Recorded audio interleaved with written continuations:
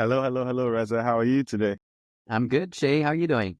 I am good. I am good. Excited to be recording another episode of Future Forward. Yeah, me too. So what's our topic today, Shay?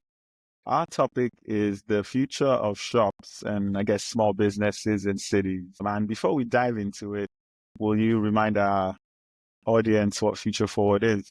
This is the Future Forward Cities podcast. What Shay and I focus on is to talk about various topics about cities, and we give some historical context, talk about what's going on in the present, and then provide some strategic foresight in the future. We always say that we're driven by curiosity. We're not experts, but we're trying to learn and explore these topics with you.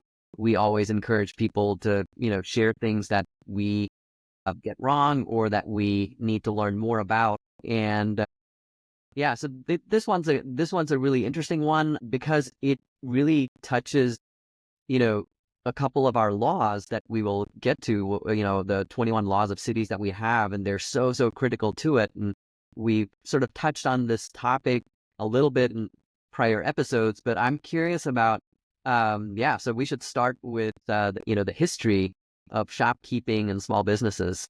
Yes, we should. You are so correct. It's critical and it's always been critical. It's probably the element here, shops and small businesses. And so a brief history here.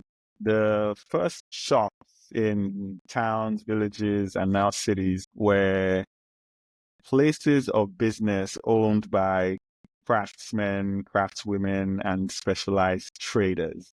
Craft-based, skilled artisans who sold the product of their hands in a shop on the street of their town or village. And we're talking about blacksmiths, cobblers, tailors, super critical one, who were the only providers of these services in their communities. Small communities, one tailor that everyone went to. And a thing that was very common in the shops of old, where artisanship was the key, was just this barter of services. So the blacksmith essentially would give credit in the form of him being able to get clothing made from the tailor, and they exchanged those services. And as things went along from the 1700s to early 1900s,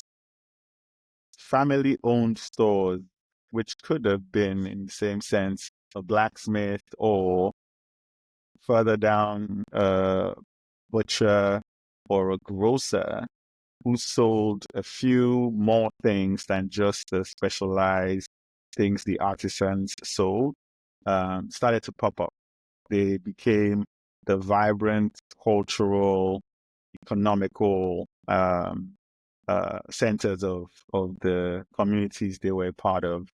In the research, it suggests to us that Piggly Wiggly, or Clarence Saunders, I mean, in 1916, revolutionized retail with the first self-service grocery store. You walked around, Piggly Wiggly, they were called.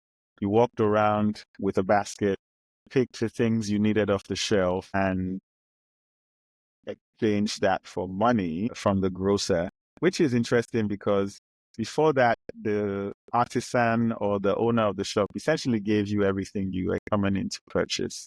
Hmm. But then he switched it around, and a place where the prior approach of local, small community, but still you walk into the store to pick what you need. A place where it still really happens right now is this idea of bodegas in New York City. And I remember a few summers ago when I would go to New York almost every other week. I found it so fascinating how central the bodegas were, even as the cities were, as New York City was much further developed than the age when it started. So I won't dive into the present as much, but that's the history. Was localized artisans providing a service or some work or some product to people who came in, and it was very local, very community oriented. Yeah. And I think like it almost seems that as sort of humans went from tribes to cities, from like a small tribe where everything sort of can be managed within a tribe to sort of these bigger, bigger groupings, you needed a system for people to get their needs met. And so shops, craftsmen and all were created. So, Mm-hmm. you know, it was an outcome of, our growing civilization. Mm-hmm. The other thing that this made me think about, Jay, is um, I like your example about bodegas because, in Mumbai, where I grew up, there were, as I was growing up, and there still are to this day, these shops run by banyas. Banyas are, you just call the shop a banya, no matter which one it was. You never knew what the name was. Just go to the one near you. And it's run by a, particular merchant class. They're called banyas. And remember there was one, down the road from my apartment building that I'd go to. But the one I remember most was the one opposite my grandmother's house in Baikala. And I'd go there all the time to see my grandma. And the one opposite the house, it was this guy, in a really small shop. He was a big guy, and he'd sit there, and I'd go with a few coins and, want to buy sweets. And he always gave me extra because Yeah, he knew that, I was grandmom's, I was the grandson of that yeah, house that, is always looking out for me. And that's like, I think that's what we want to explore in this episode is that yeah, connection that you have with these shops and shopkeepers that is beyond, um, you know, uh, beyond just the economic transaction. So yes. maybe we should jump to the present because you intimated this when you talked about Piggly Wiggly, but things started to change. Things started to change. And before I jump into the future, it's astonishing to me how similar my story growing up in Lagos was to yours. Outside of where we live in Surulere, which was a part of Lagos, my parents both, my dad worked for the government, my mom was a teacher, and we lived in these, what we called, it was Ekmore Towers, which was for the civil service. We lived there. And there was we called them Megad. Hmm. Megads were the people who performed two services. They had these small shops, but they were also the security guards in the community. They knew everything that was happening. The Yeah, community members paid them yeah, to watch the streets, essentially. And my granddad, who was an archdeacon in the Anglican church, lived in the vicarage of the church. We'd go to his place, and his compound was rather large because they would let people from church come in. But at the gate was a Megad, and it was a small shop. Space was just big enough for one person, yeah. but he sold literally everything. It still blows my mind. And we would go just to buy sweets and candy and cookies, but it was that. You knew and they knew every single person Yeah. who was walking past, and we're going to touch on this, the eyes on the street Yeah.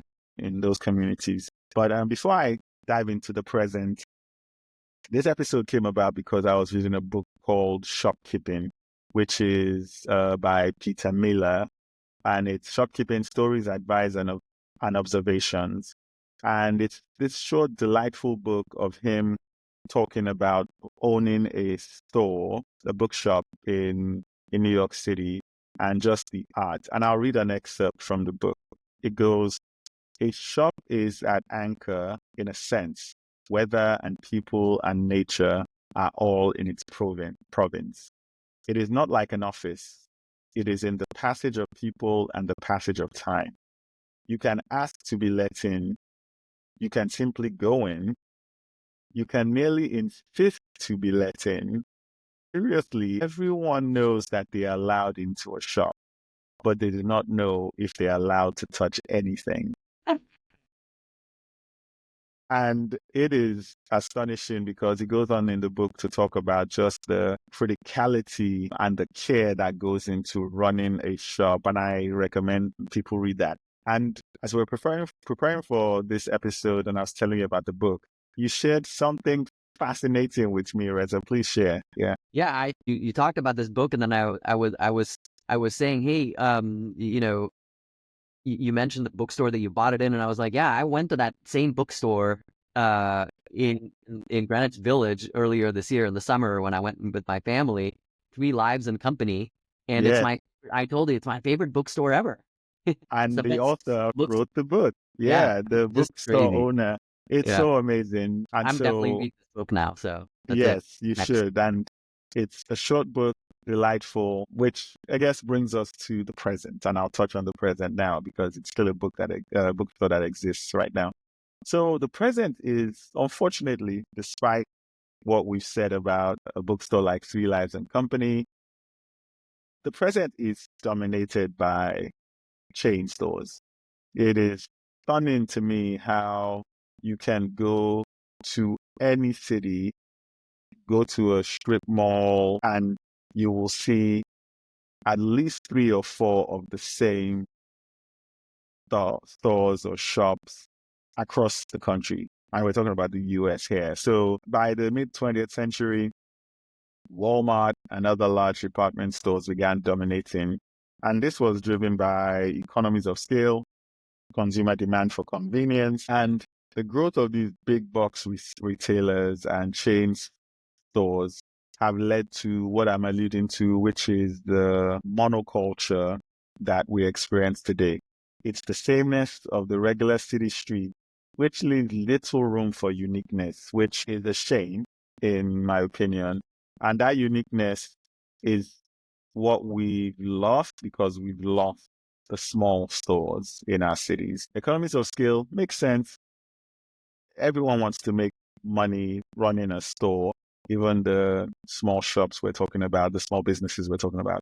Chain stores can reduce the cost per unit of product by bulk purchasing, streamlining logistics, and the sameness that allows them to buy and stock the shelves with the same products at a lower price makes it tough for small businesses to compete because they're still buying at a volume that isn't discounted due to the economies of scale. Consumer preferences, I'd suggest, have also led to where we are with big box retailers and chain stores. And we've all gotten so used to the same things and we've shifted towards convenience over just community, maybe is the way I'll frame it, and lower prices that we all desire in buying the things we buy continue to perpetuate the big box retailers. And in some cases, some of this has moved online, but online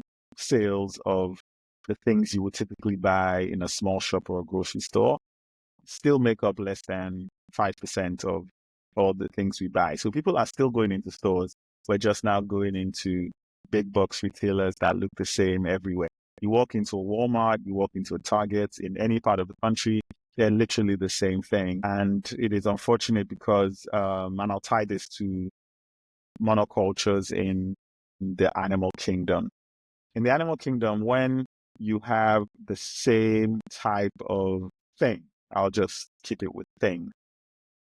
And in this case, animals, for example, you run the risk of lower diversity in the gene pool, which makes the animals that are of this monoculture susceptible to disease, environmental changes, inbreeding is what tends to happen. And consequently, the lack of diversity limits adaptability, the health of the population as a whole, and it destabilizes ecosystems by just shifting the balance so much in the quote unquote hierarchy of things. And it ultimately increases the risk of extinction.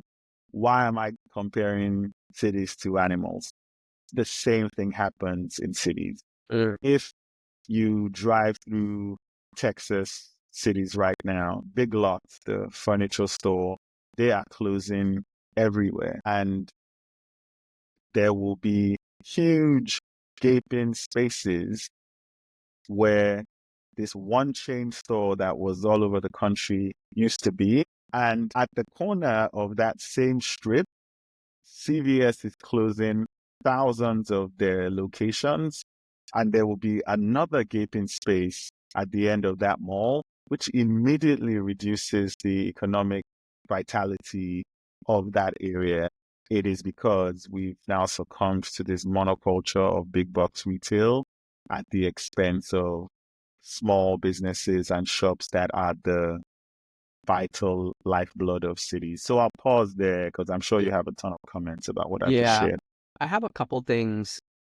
First, I will come to the defense of, Walmart, because Walmart, I mean, I'm not talking about all big box retailers, but I'm Yeah. talking about Walmart has been a boon to many small towns and providing an affordable place for people to get things at, a good price where they know they're going to get a good quality thing at the lowest price possible. So it has Mm-hmm. been beneficial.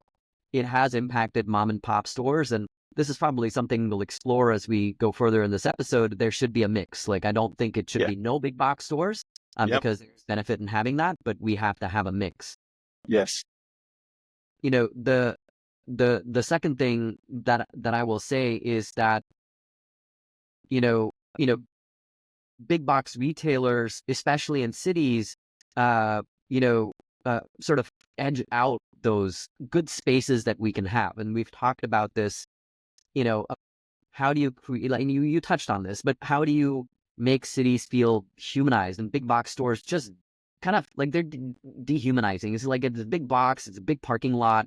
You don't Yeah. feel like you can walk there and, really enjoy the texture of a city. So I think Yeah. that's one thing that bothers me about big box stores, and that was like my experience when I came to the US, just seeing them. But I have a funny story to share Please about share. big box stores. This is when my brother and I were at the University of Kansas.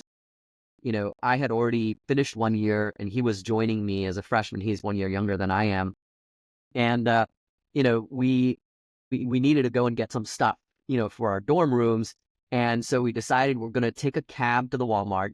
We're going to buy 2 bicycles and whatever stuff that we need and come back. And it was great because we were like, oh my God, we can go to this place. I told him, man, we can go to this place called Walmart. We can get everything we need. He was like, what? That's crazy. Because he never experienced it. So we go there, we buy 2 bicycles and then all this other stuff without thinking, how are we going to get this back to the door?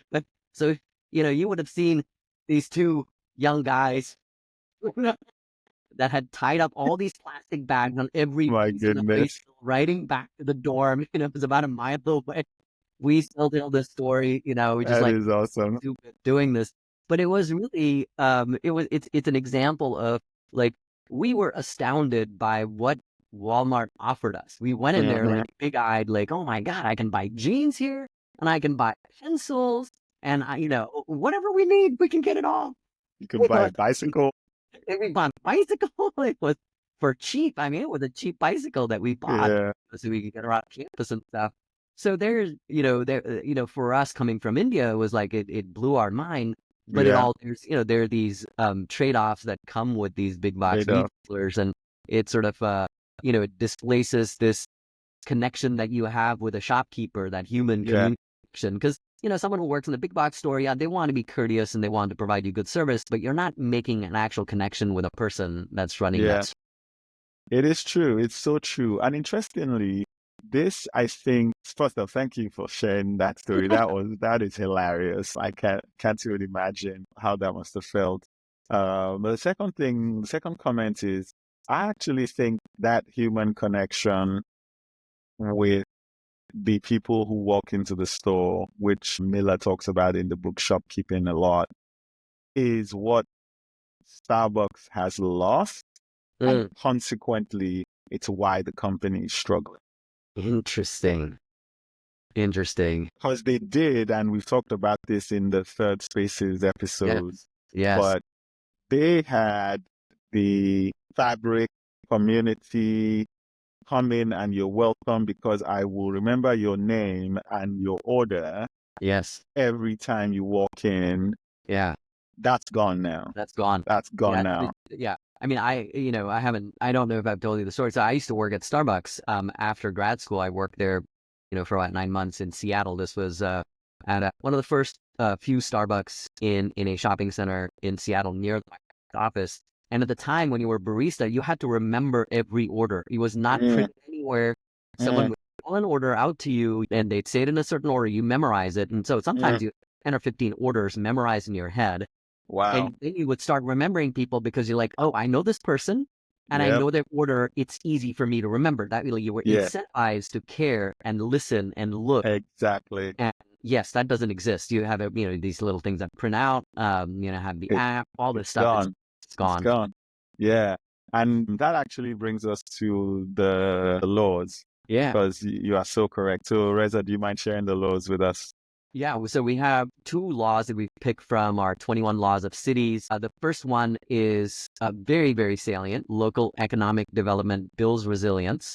And we say here, fostering diverse, locally rooted economies enhances urban resilience and provides more equitable economic opportunities for residents.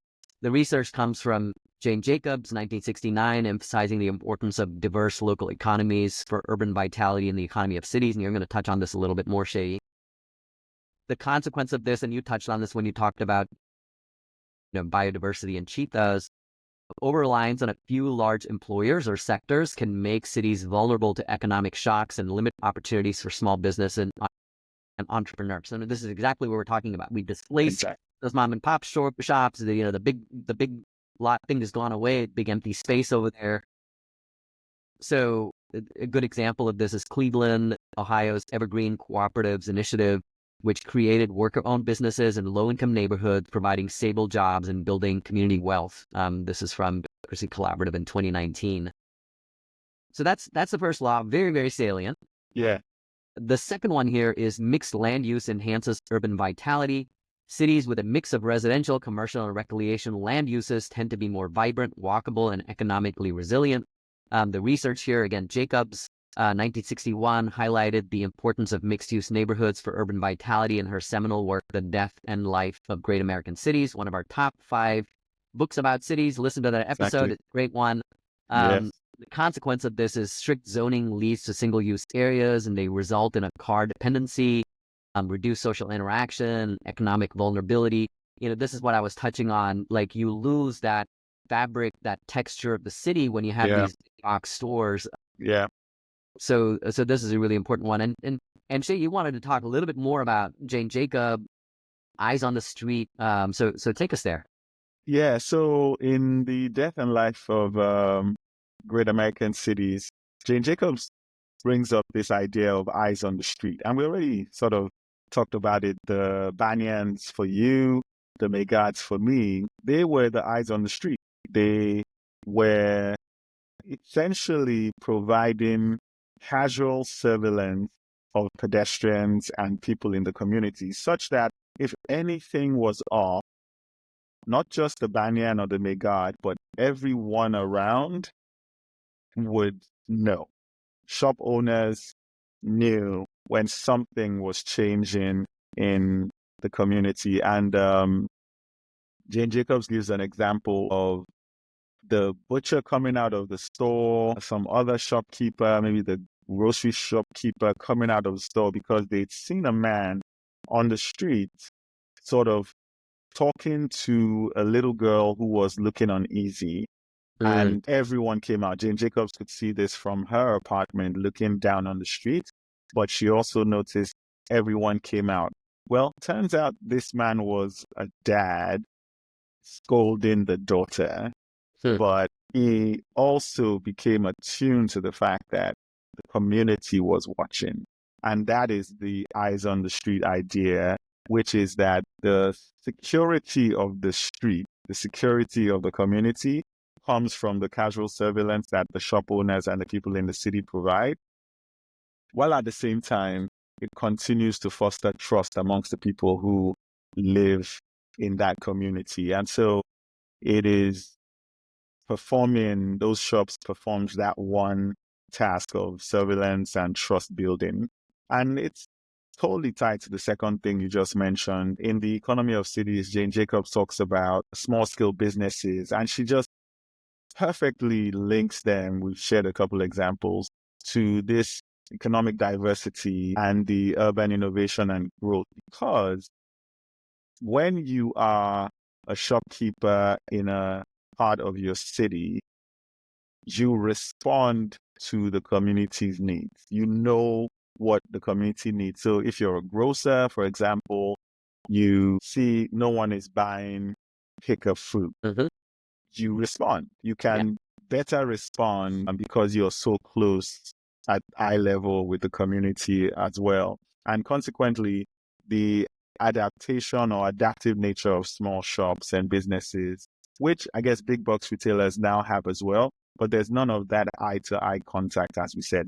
You're going to a big box retail store. And again, I'm not bashing big box retail, but I pull up, I park amongst 100 other cars and go in, do what I need to do, come out.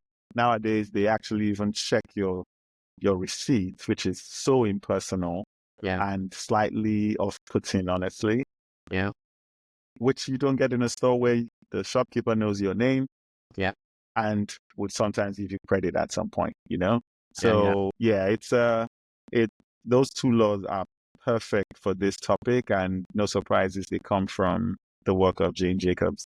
Yeah. So Shay, we thought it'd be good to share our favorite shops. So you have one, and Yeah. I do, I do. And I mentioned mine a couple of times on the show. Black Pearl Books. It's on Burnett here in Austin.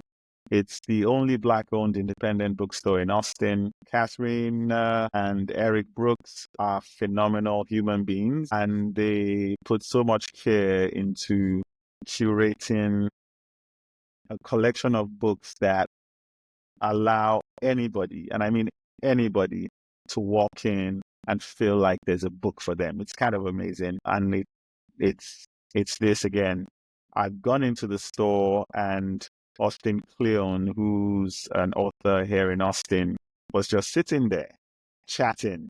And Yeah. so we got to have a conversation. He signs the book. Yeah. It's a typical thing you get from an independently owned shop, unlike the big box retail stores where author signings are planned, curated events that you have to sign up for, in my opinion. So Black Pearl Books, if you're in Austin, please visit, buy a few books.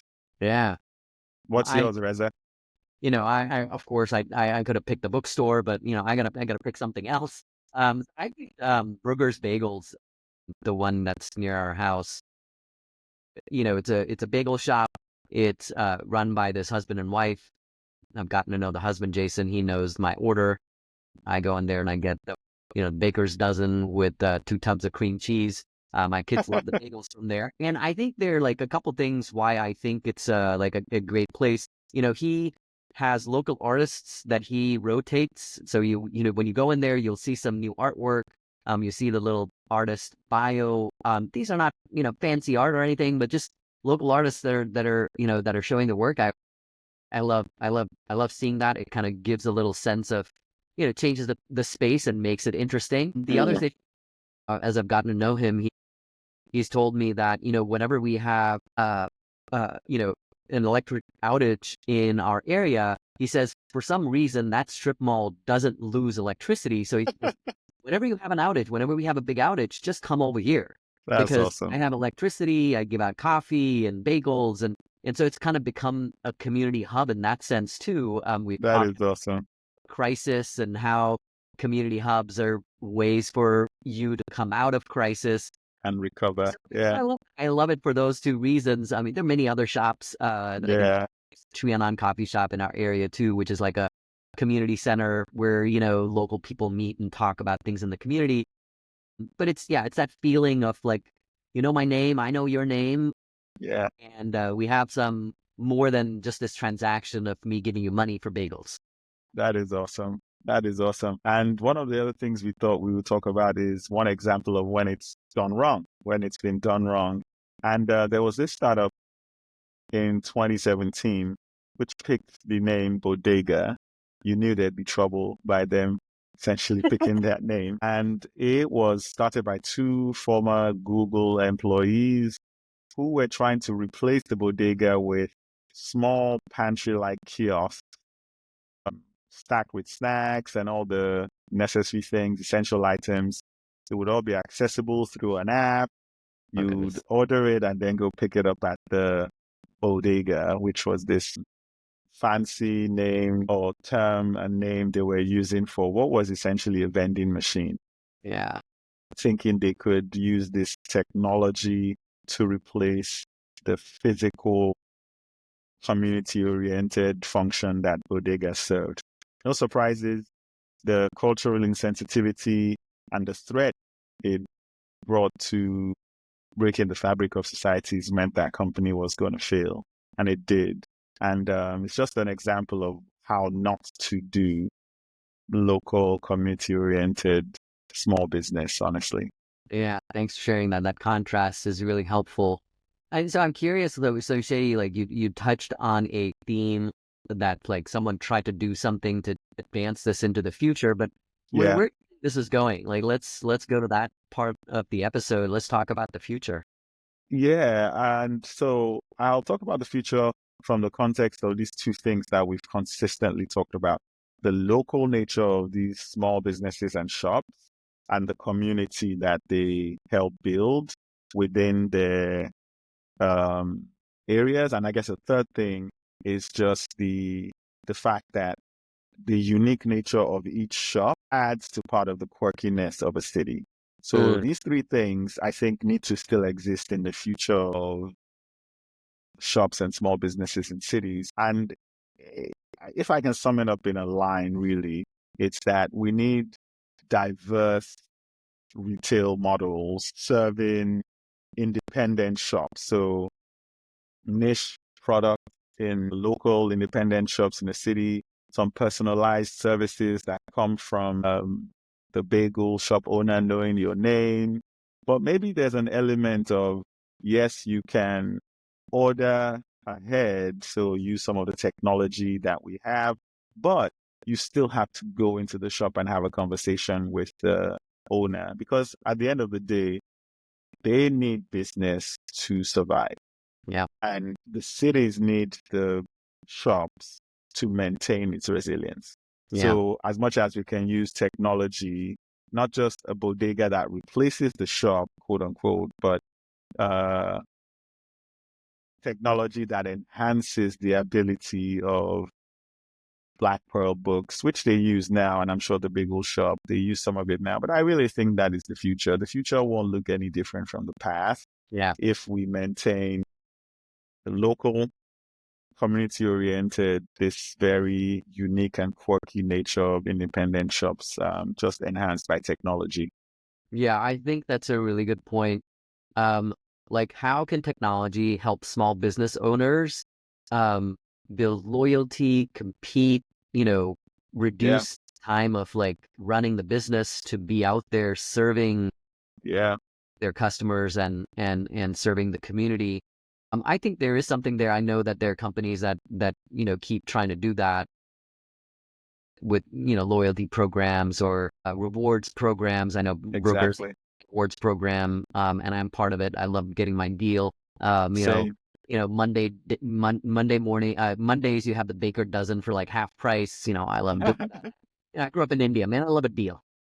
I love to go and do That's that. awesome. But it's ways to sort of maintain that um, you know, ability to serve your customers well, but do it so you can compete, so that you Yeah, can do it sustainably and survive and thrive. We yeah, those yeah, businesses to thrive. So I think technology has a role in it. I remember I will just sort of add one other thing. Like, I was fascinated by these banyas and how they calculated everything in their head. Like they did that all their life, right? So that's yes, all they did was like they calculate things. They'd have all these patterns for how they work, which fascinated me. Like, how did you yes, know this thing was over here? Like, how did you know that you're running out of this thing and you needed to order some more of it?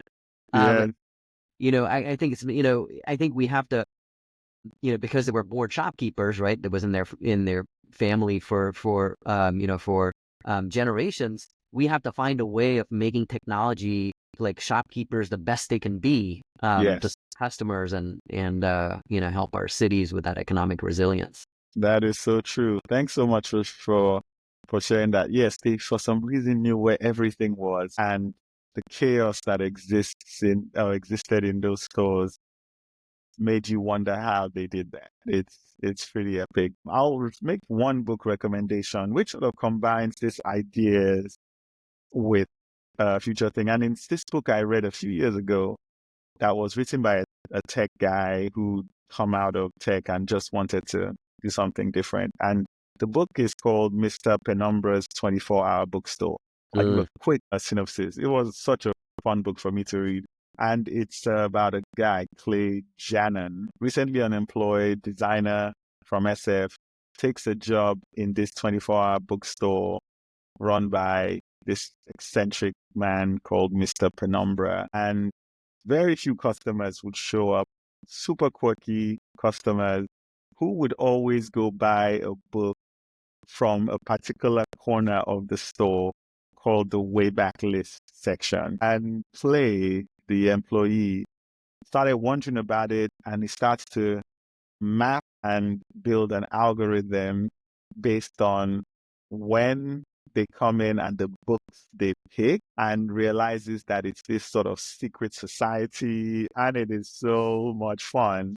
But it mixes the small bookshop, the quirkiness of the bookshop, technology, and just the lives we're trying to live today, trying to find meaning. In his case, Kay was trying to find meaning, and he found just a lot of meaning and fun in the bookstore. So it doesn't have anything to do with any of the laws or anything, but it does, because it's really about the experience of being a shopkeeper in a city that is quirky in its nature. Yeah. Thanks for that recommendation. Really good recommendation. We seem to always get, it's all about books for us, man. We love books. It is. And bookstores. I want to share a call to action. Yeah. There's really two things. One is, get to know the name of the shopkeeper, a small store that you go to, get to know who runs it, who owns it, get to know them, know their name. And their story. Two, yeah, their story. Get to know them, know their story. And two is tell your friends about it, help these small businesses by telling your other friends about this great place that you go to, so that we can help our small businesses thrive in our cities and, make our cities better. Clearly, they're going to make our cities better because we know from all we've talked about today. Absolutely. Do we have a mailbag today, Reza?